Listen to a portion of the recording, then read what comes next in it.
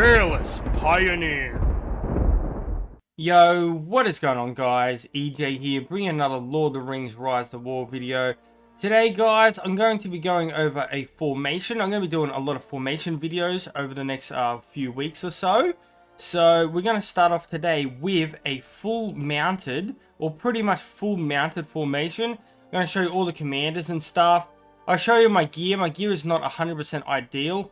It's a lot harder now to have like gear skilled for like every single commander and spread it out all the time, even though you can switch them over in between battles and that. But still, my gear is pretty good, but it's not 100% ideal. And the battles that we're going to be getting into are going to be realistic, so I'll be only using one tier 4 unit at maximum in all the battles, then the rest tier 3 units. Yeah, so let's get into it. We're going to show you who we have and stuff like that and have our formation. We've got it already built and stuff here. So if I click on here, we can see Theoden. So Theoden's going to be my leader because he is my highest respect commander. I don't have any of the unique gear unlocked for any of these commanders, as you will see, but I am possibly thinking about unlocking some.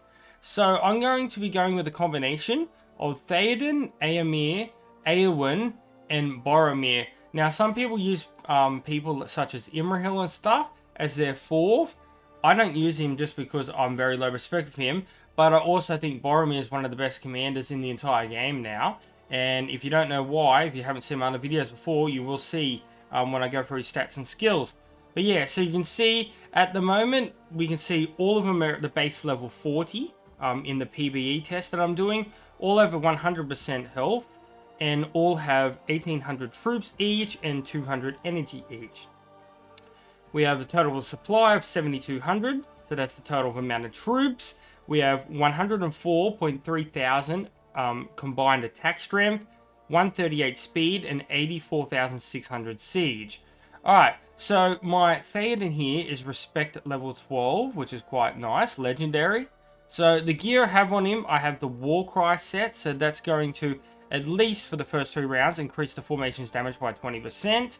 Now, it increases like the stats of attack, so it's going to help do the amount of physical damage. But most off in like this kind of formation, a mounted formation, it's going to be more based on the troop damage than commander damage. So for the skilling for Theoden, I'm using Rohirrim, which you'll probably see on a couple of other commanders that I'm using. So this does things like when mounted units in 3 allied formations, does increase to 4 at level 5, will increase attack plus 5 and will stack up to 3 times. I got a few points into Horsemaster, which increases the attack of mounted units in 3 allied formations.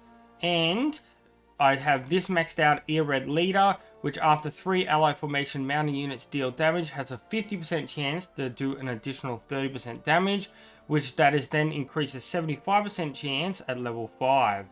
Now, we are using Cavaliers on him, so they've got an attack with my gear and everything of 31 to 39, that's the damage buffs, with an attack of 56, has really good initiative, HP, defense, siege, and march speed. And we all know their skills pretty much. Damage received minus 2%.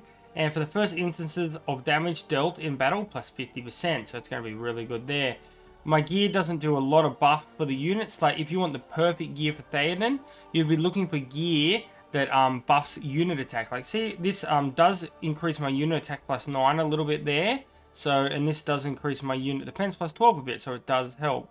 So that's how my Theoden's looking at the moment. And as you can see as well, I'm using all Manish units, and they're all going to be medium-sized units. So they all work in unity. Next we have is my Respect 6 Eomer, using Cavaliers once again. I got the same kind of gear, so I'm going to have a lot of high physical attack strength. The skilling that I have with him, Marshal of the Mark, is really good. It deals nearly 400% physical damage at level 10, I think, or 380. So at my level at 9, it's 342% physical damage to 2 enemy formations, and that has a 2-round cooldown. And then I'm running Ear-Red Leader to stack with my Ear-Red Leader from my Theoden. So that's going to work really good. Same amount of damage, the Cavaliers are still exactly the same, so we don't have to say a whole lot more about them. So yeah, my gear's not too bad. but realistically, as you can see, my gear is going down a little bit more now. So I feel like this is going to be definitely a realistic battle, because I'm going to be using the tier 3 units. I do have some full sets of gold gear there, but this is more mixed. Like, people can have gear like I've got here. So we've got Eowyn. One thing I didn't really talk about before was the commander like stats over here, like the damage, HP and that. The commander damage ain't going to be like a big deal in these battles, because like I said, it's going to be more about unit damage. But the commander HP does come into it a bit. But the good thing is, with the Swan Knights, that's where I'm using my 1 tier 4 unit. I'm using on Eowyn because she does a lot of healing, which you can see from here.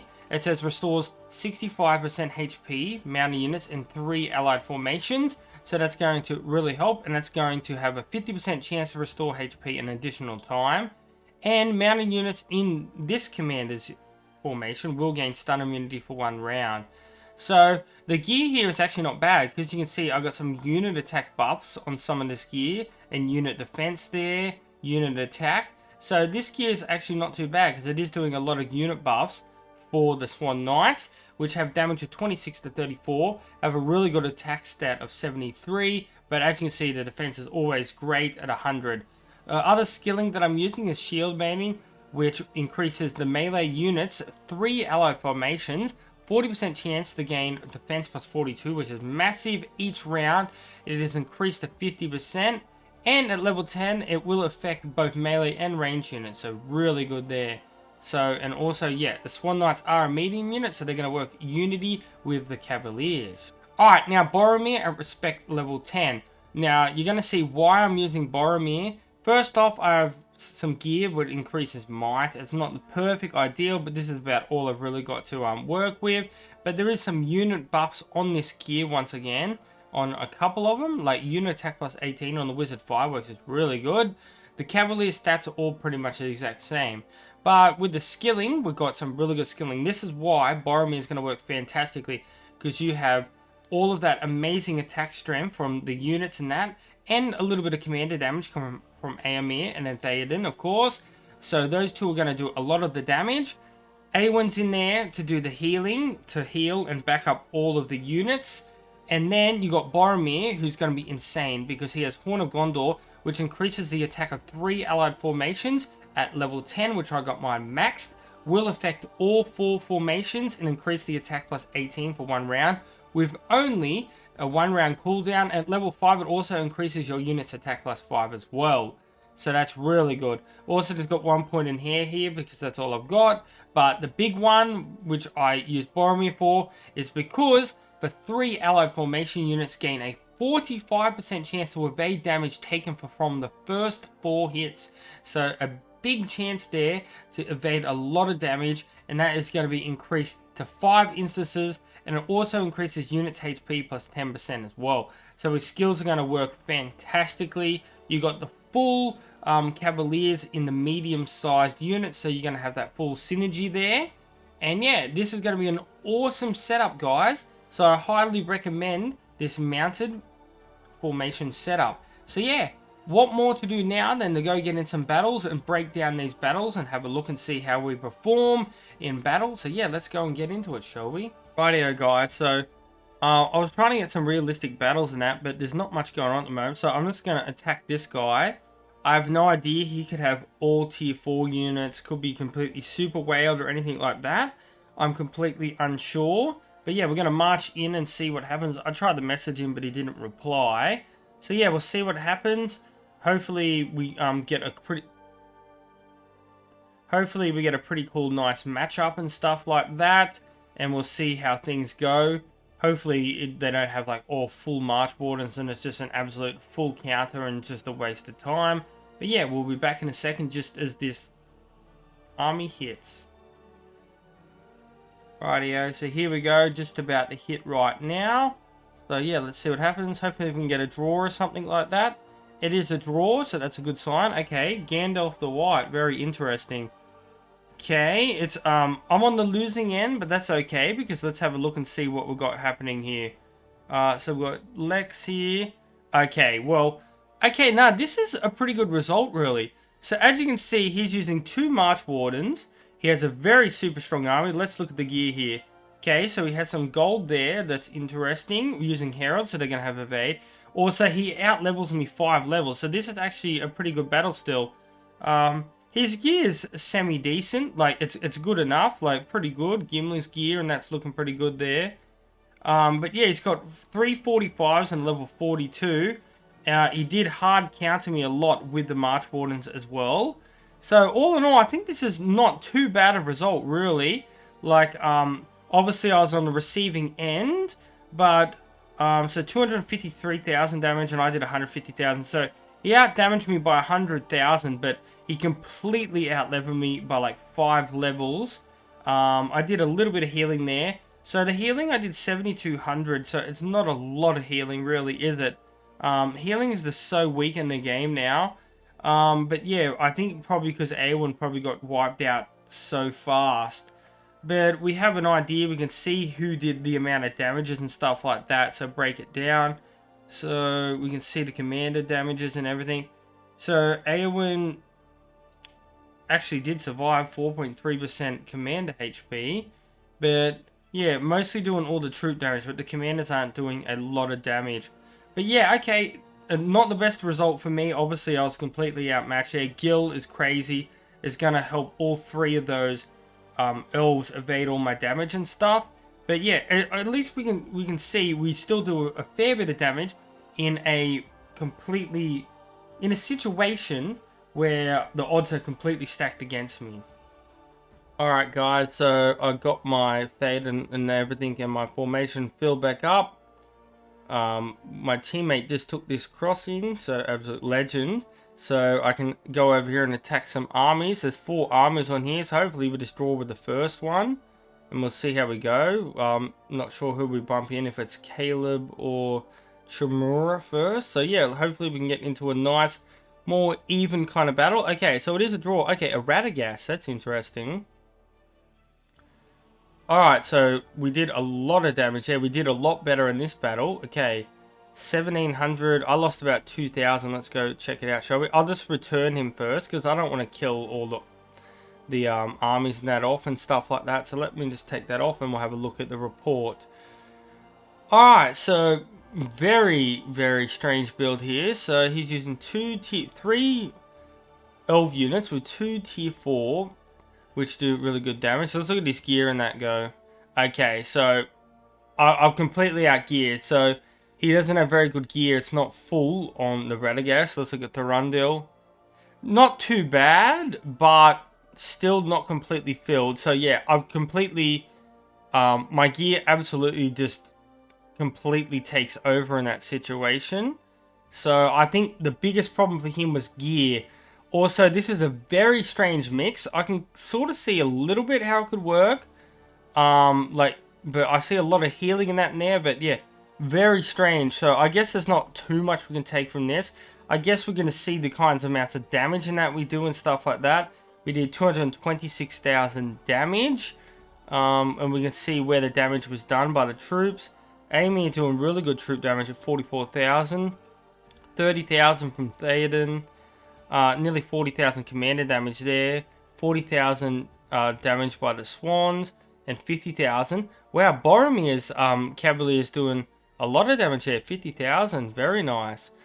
You know what I want to check, if we go into the breakdown, let's see if we got any evade come in, because the evade can be very nice as well. I was bound to win that no matter what, like I've 100%, that guy's probably a completely free-to-play player.